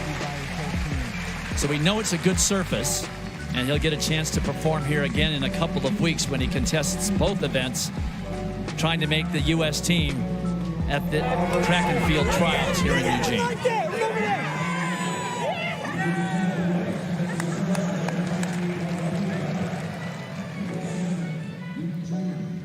Getting set for the second of 3 sections in the heptathlon 200 meters.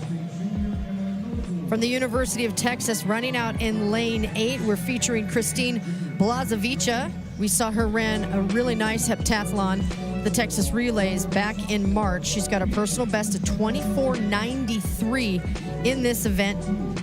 Just a freshman, a part of that next gen we've talked about all season long. A lot of freshmen and sophomores coming on to this very big stage and making a huge impact. There are the lane assignments. Lanes 1 and 2 will be open.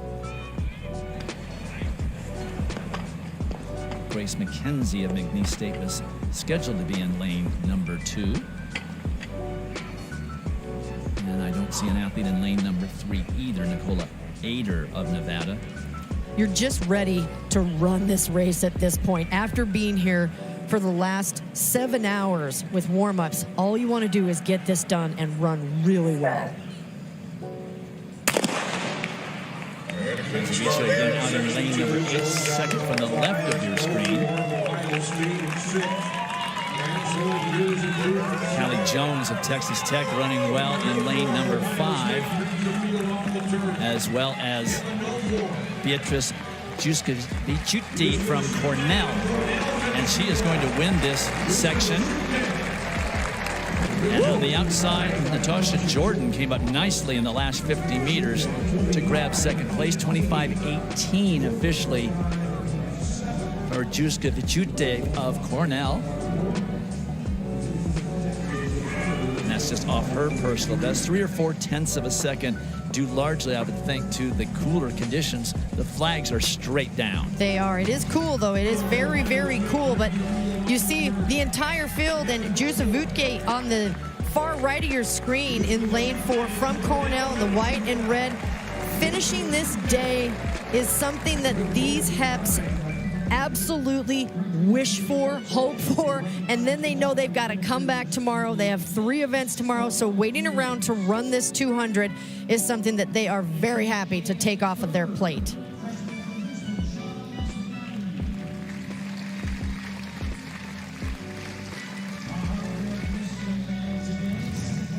Juskaviciuti winning the heat, 25:18. Natasha Jordan, 25:27. And Blazevica of Texas, 25:33. We go downstairs now. And John Anderson has our double winner, Javon Harrison of LSU. All right, Dwight, double winner outdoor in 2019, double outdoor this year. Hey, he's a double kind of guy, Javon Harrison. First off, tell me, what's 7'10" look like? It's very intimidating. That's why you got to try not to look at the bar. It's very scary when you're looking at it. Okay. I just want you to wrap up this year. I mean, outside of coach shutting you down, didn't let you long jump correctly at the SEC, we won everything, and we set wonderful personal bests. Just if you could sum up what this year has been for Javon Harrison. This year has really been a good year for me. I came out here to prove to everybody that I'm still the best, and I'm still #1 at both of my events, and I did that indoor and outdoor. So it was a great way to end the season. What do you got for us in 2 weeks in the trials? Stay tuned.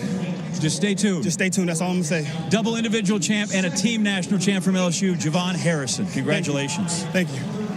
By the way, no one has successfully done that double. High jump, long jump. Can he make the Olympic team in those events? We will find out. He told us. Stay tuned. Section 3 of 3 in the heptathlon 200 meters. And they're getting back to the blocks. Aaron Marsh of Duke, the junior, will be starting out in lane number 9. Aaron Marsh currently sitting 4th going into this 200.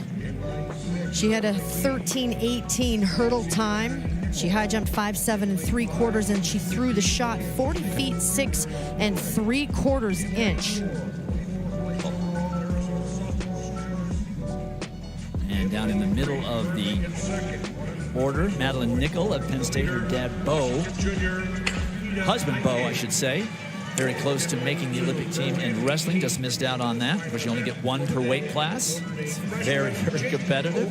Nickel currently sitting 8 going into this 200. She hurdled 13:91, high jumped 5'4" 1/4", and she threw the shot 44 feet 5.5 inches. There are the lane assignments. Section 3 of 3 of the heptathlon. So day 1 of the 7-event multi will be finished once this heat is run. What all these heps want to do as soon as they finish, immediately get out of here, cool down, go get something to eat, hydrate, and wait for it to come back tomorrow morning.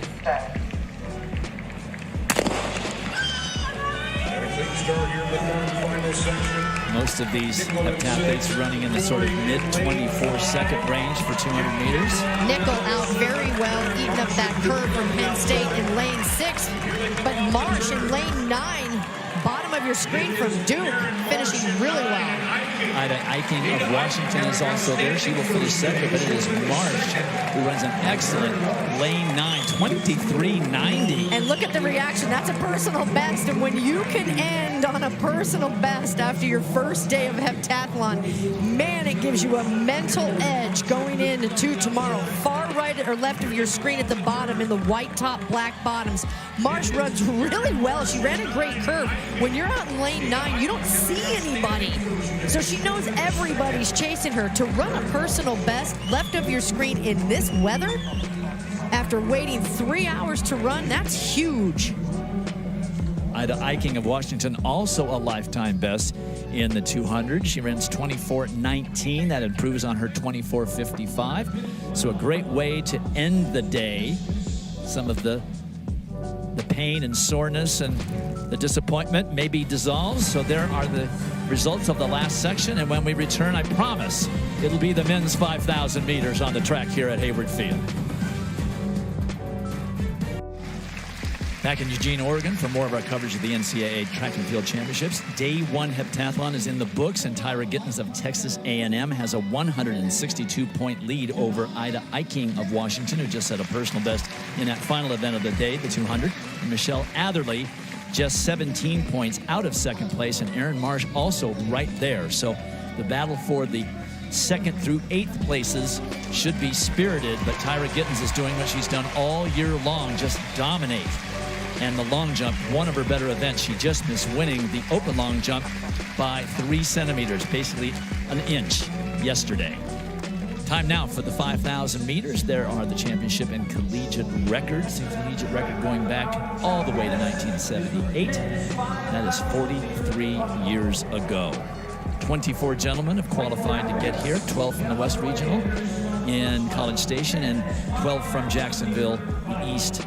And there is Cooper Tier, the Oregon phenom, and Luis Grijalva of Northern Arizona, who trains and competes and lives at altitude. An amazing cross-country team do they have. Well, they won the cross-country national title this year, just 2 days after the NCAA Indoor Championships. We saw Cooper Tier win the mile, the NCAA Indoor Mile, but he really came onto our radar when he broke the collegiate indoor mile record at the Razorback Invitational, and he, along with Cole Hawker, who's coming off that win in the 1,500 meters, are the Ducks in this heat. And we see Wesley Kiptoo of Iowa State, you know, he's going to go right to the front. You can really expect that from him, Dwight. But what was interesting in the 10,000 meters, he didn't win that 10,000 meters because everybody went with him. And a lot of people were talking about, you know, Wesley Kiptoo going to the front. And just that night, 14 personal bests that night, top 12 times in the country, everybody decided to go with him. Half the distance here today. We'll see what the strategy is going to be. And the top 10 finishers in that 10,000 meters all broke the previous championship record, which had been around a long time. So great conditions existed on that Wednesday evening after the rain. And Wilson Kiptoo set a blistering pace early on.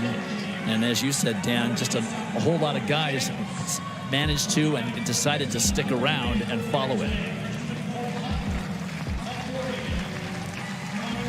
Vincent Kiprop of Alabama also in this race. He had a disappointing performance in the 10,000 meters. We see Robert Brandt there of Georgetown in second.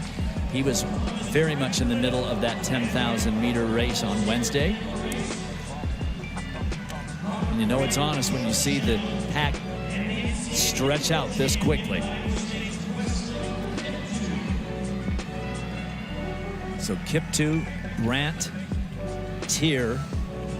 Hawker is back there around 7th place currently, coming back from that great 1,500 meter performance. Just going to see Vincent Kiprop there with the yellow compression socks and the crimson singlet and shorts. Cole Hawker back there in the middle of the field. See him back in about 9th or 10th position. He was the Pac-12 champion in 5,000 meters, but this is the race, Dwight, where he has almost become legendary in his kicks. Just outstanding final laps for him. And in that race down at USC, he closed in 54 seconds. We saw him close in 52.2 in the 1,500 meters to beat the collegiate record holder.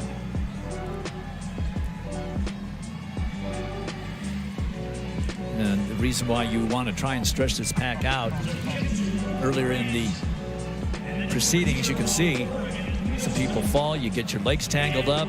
You don't see the guy there. You fall over him. Very dangerous. They're all wearing spikes. And believe me, television takes the speed out of everything. Those guys are going at a pretty good clip. So to be run into to someone, or being run into by someone, I should say, it doesn't feel so good. And then you still have to get up, and you've got 9 laps of the race remaining. Well, and Dwight, I see Louis Grijalva there at about 8th position, 9th position, and I can't help but think back on the NCAA Indoor Championships in Albuquerque, New Mexico that were canceled, and we were going to get a chance to see one of the strongest distance teams ever assembled compete against all those teams, and NAU, maybe their only chance to win an NCAA indoor title, and it gets canceled. But that team, Louis Grijalva was on that team, Tyler Day, a number of other great distance runners, and now they've all graduated out, and NAU still an extremely strong cross-country school, but just has not had a big track presence this season. So Wilson Kiptoo looks over at Robert Brandt and said, "Would you like to take the lead for a while?" And Brandt said, "No, you're doing a great job. And by the way, nice gloves." Let's take a look at the standings after 18 events on the men's side. We know that LSU has this thing clinched, and they just scored a boatload of points. Anytime you score 80 anything at the NCAA championships, you have put a lot of people in this meet. and Oregon 46 points back in second place. Florida at 32.5 in third. And then Texas, USC, Georgia, North Carolina, A&T. I remember in 1972, I was a freshman at UCLA. We had lost the conference meet to the Trojans at Stanford. And we came back and won the NCAAs right here at Hayward Field by 25 points. That's how many, we just qualified tons of people into the meet.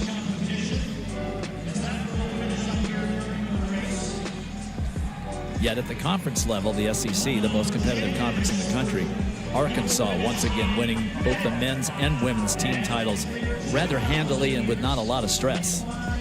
She's allowed a lot more bodies into the conference meet. Boy, do they have them. Well, they win those championships with depth. You know, so many, there's not a single event that they don't score points in, and whether it's the distance running, and we know how prophetic they are in the distance races, but they also are, they got guys in the sprints and the hurdles, and they handle the multi-events and the jumps just as well.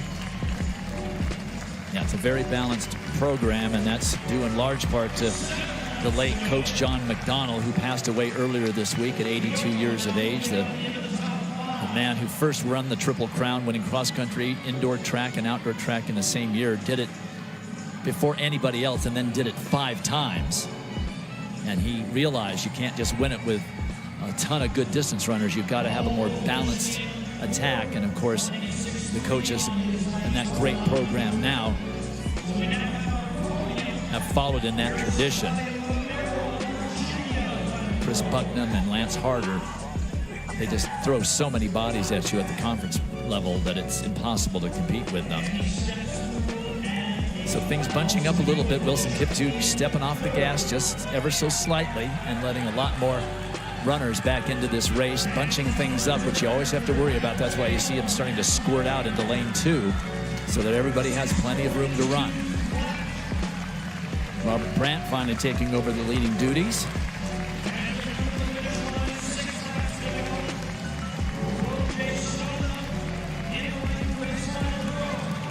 So it's Robert Brandt's turn now to push the pace or decide not to. And he knows how many good kickers there are in this final. So time to take the sting out of some of them. There's Cooper Tier of Oregon in 4th.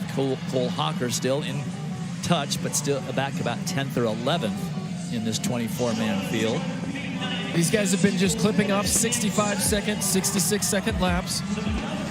And let's go live over to the men's discus here. Here is your final thrower of the competition. Turner Washington, he has the competition won. He threw 64.42, 208 feet on his first throw. He followed it up with a couple of fouls. Then he went 195.2 and 199.10. Here's your winner taking that victory throw. He is also the shot put winner, and his father, Anthony Washington, was the world champion in the discus in 1999 when the meet was in Seville, Spain.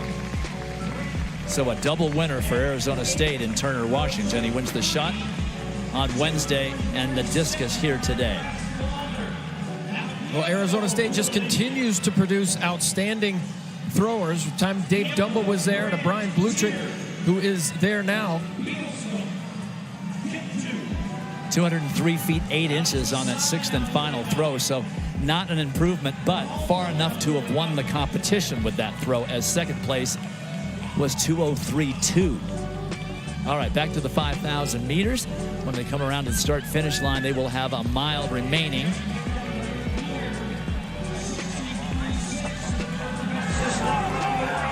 Kiptoo now has fallen well back about 8th place. Kyoko now into the lead. Athanas Kyoko of Campbell University from Kenya. He won the Big South outdoor title in the 1,500, 5,000, and 10,000. Had indoors the mile, the 3,000, the 5,000, and anchored their DMR. Wilson Kiptoo really paying a price for that early pace that he forged. So it's Kyoko followed by Brandt of Georgetown, Cooper Tier in third. Now Grijalva of Northern Arizona up into fifth place, or fourth place, I should say.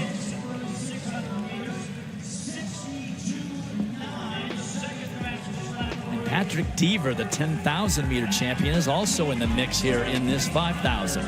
Well, since Kyoko has come up front, he's dropped a 63-second lap, and the last lap was 62. He's starting to create a little bit of distance there between him and Robert Brandt. But look at Cooper Tier, and it's always interesting, Dwight, how Oregon sets up their distance runners at the different championships. Cooper Tier ran the 1,500 at the Pac-12 meet. So did Cole Hawker. Cole Hawker then doubled back for the 5K, but Hawker didn't run the 15 at the Pac-12 meet. They just have so much range, and they can do so many things just with the different combinations between these two and Charlie Hunter.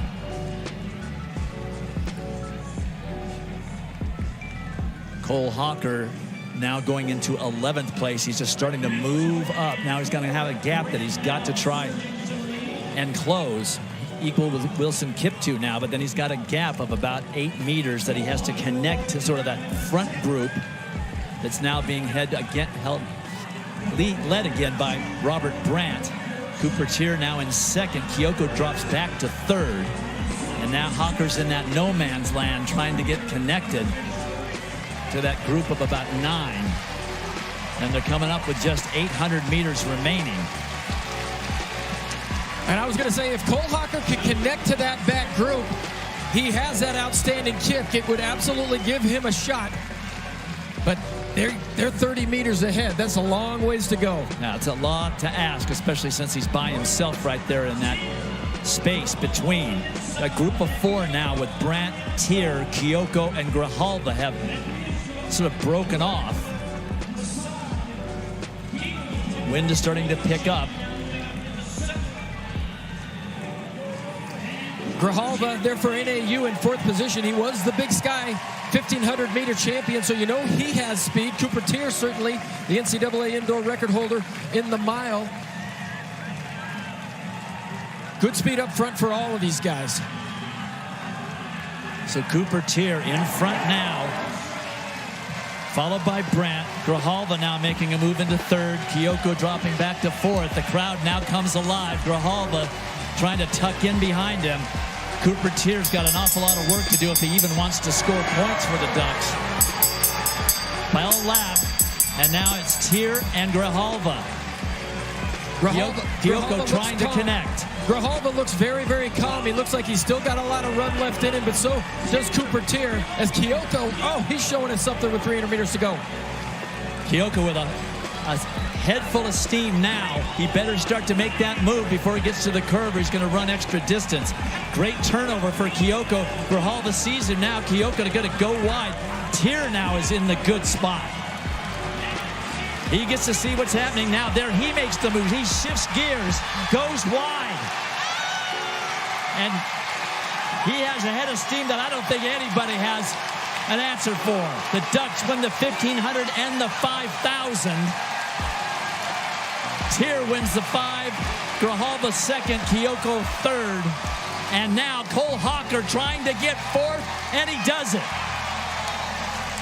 So a 1-4 finish for the Ducks. With no mile relay or no 4x4, that's the end of the scoring for Oregon. But they finish on a high note. They started with a 1,500 meter victory, and they end with a 5,000 meter win. And the number 3 time amongst the collegians for Cooper Tier. Grijalva also now occupies number 4 position. But you look at all the guys under 13-20. It goes clear to 7, 8 deep. Outstanding. We saw fantastic running in the 10,000 meters in the steeplechase, and everybody saved their best running for late in the season. First win at 5,000 meters since King Ches 5 years ago right here in 2016. He won that 5,000 meters. Edward Cheserek. Oregon just keeps getting great distance runners and making them even better. But as a distance runner, where else would you rather go? They wooed Jordan Hasse back in the day when she competed at the Olympic trials as a high schooler. Here you see Cooper Tier, which just makes him so good. Devastating kick. He made the move. It was a decisive move. Grijalva hung in there as long as he absolutely could. His best run of the season. But, when you got this crowd behind you and you wear that uniform, this place can pick you up. A 5-second almost personal best for Cooper Tier in the 5,000. That race set up early by Kiptoo. He has him to thank for forging that really hard early pace. A great competitive race, and the freshman comes back off his 1,500-meter victory to score points for Oregon by finishing 4th. There are the official results. And when we come back to Eugene, Oregon, it's the concluding event of these men's championships. The 4x400 relay is next. Back in Eugene for that man, Cooper Tier. He gets an Olympic qualifying time and wins the Ducks' 11th 5K title at the championship level. No one's even close to that many, and no school. And he's downstairs with John Anderson. Thank you, Dwight. Yeah, 5,000-meter champ Cooper Tier. You got to sit around and wait on Wednesday, and you got to wait on Thursday, and you're the last guy pretty much to go on Friday, and then you left it for the last 120, man. Take us through the last lap when you decided that we've got to decide this thing. Yeah, I mean, it was fast from the start. Like I said earlier, we've kind of been doing Wesley Kiptoo simulation workouts where we do long reps, go out in like 202 for the first 800, then settle in. And so, I figured coming in it'd be a fast race, and it was about making sure nobody got away. And there was a couple points where I thought the race could have been decided. Kyoko went with about 2K to go, and I wanted to be close but not too close because I felt like he was going to come back. And yeah, coach going in was all about trust your last 120. We've been working on that closing speed for a while, so we just saw that opening and didn't look back, went straight through the finish. There is all kinds of history here at Hayward Field. There's all kinds of history with the Oregon program. But the 5K, that's the 3-mile race. That's Pre's race. To win Pre's race at Nationals means what? It means everything, really. He's been my idol since I started running. I think every kid kind of idolizes him. And it's not often you get to follow in your idol's footsteps. I feel like I'm right where he was, doing the same thing, running with heart, and going after every opportunity. I feel like all season that's kind of been my thing. Just go for it. Slow races are fun, but for me, I'm chasing times. I want to make that Olympic team, and tonight we got under that Olympic standard, which I wasn't necessarily expecting, but I knew it was in the cards. And seeing 800 to go, we were within about 2 minutes of it, so it was like it's time to go now. An amazing run and an amazing sense of history. Cooper Tier, congratulations. Thank you so much. All right, John. Meet record, by the way, and also a time very close to Pre's personal best. Here are the standings after 20 of the 21 events. LSU with 84, Oregon with that victory, and 4th place points by Cole Hawker. They scored a total of 15 in that final event. They move up to 2nd place, but still 31 back from LSU. The Tigers brought too many people from Baton Rouge here to Eugene. Final event of the men's meet, the 4x400 relay. The Trojans have the meet and the collegiate record from that amazing 2018 team with Ry Benjamin and Michael Norman on it.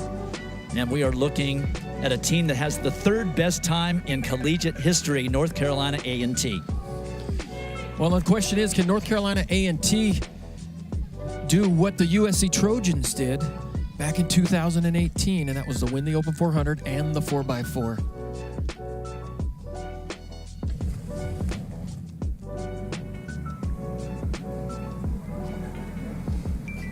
4x400 relay is religion in College Station. I'm all the way on. We both are.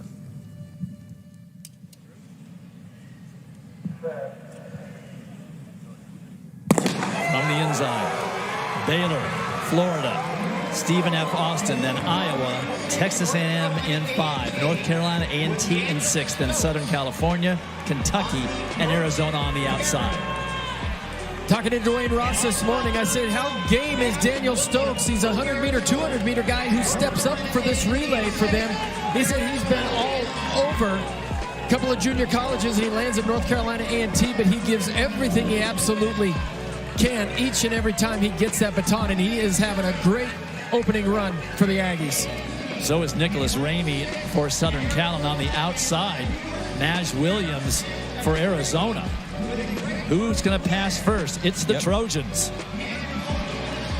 And they will run Brian Herron on second leg. Down on the inside now in lane 2, Florida doing a great job.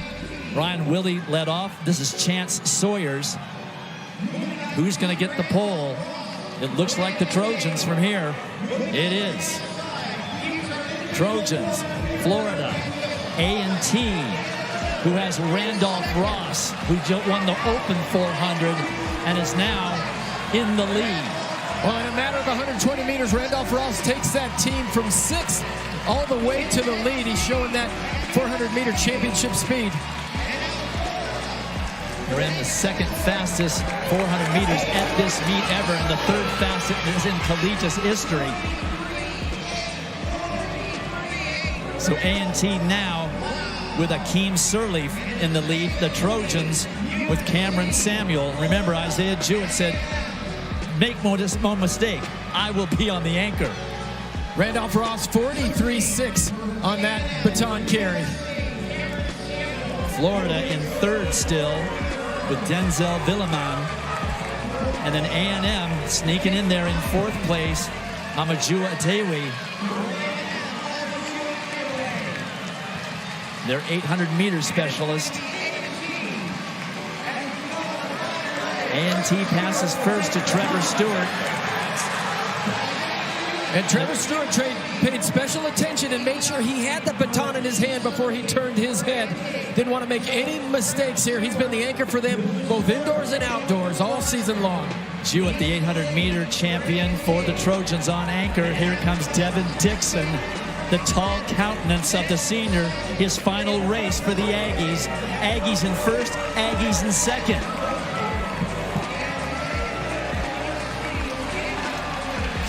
This is Bryce Dedman. I'm sorry, Dedman is on the anchor. He was second in the 400 flat.